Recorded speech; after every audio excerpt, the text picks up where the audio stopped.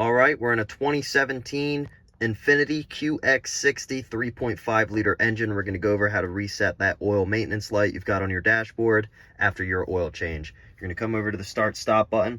You're going to press it twice. 1, 2. Right when you get dash lights, you know you got it on. We're in the on position. And then you're going to use these buttons down here on the left side of your steering wheel to end up scrolling. This is your menu button. This is up and down, and then of course enter and back. So you're going to hit the menu button. You should be here. You're gonna hit it and it'll take you to here.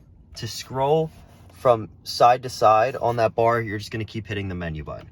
So menu, menu, menu, and that's where your oil light would be, and then menu. So now you're in settings, you're gonna use the up and down, you're gonna hit down, just keep going until you see maintenance. You're gonna go ahead and click enter.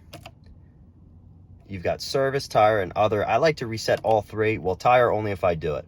But this is where you would type in your miles.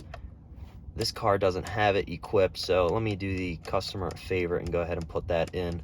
We've got synthetic oil in this thing, so we're going to do 5,000 miles and reset 0 out of 5,000. If you already have yours set, obviously, because you're here to get rid of the light, you're just going to click reset. That's all you have to do.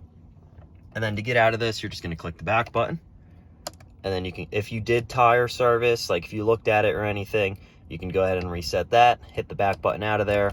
And then other, I like to reset that as well, because sometimes cars have an oil reset and they have an oil filter reset. And a lot of times the oil filter is in other. I don't know why they don't just group them together, because who changes the oil without the filter, or the filter without the oil?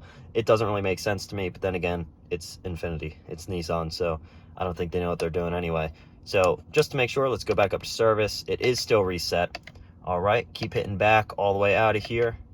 And then we're gonna go ahead and start the car. Obviously mine's 0 out of 5,000 miles, so the notification won't be there. But you do this just to make sure it's not on your dashboard. And like we've got nothing here.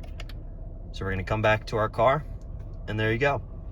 That's how you reset it. If you have any other cars, maybe Volkswagen, Chevy, Ford that you wanna look at, even Chrysler, I have a lot of those on my channel, so go ahead and click my playlist I have up in the top right and down below.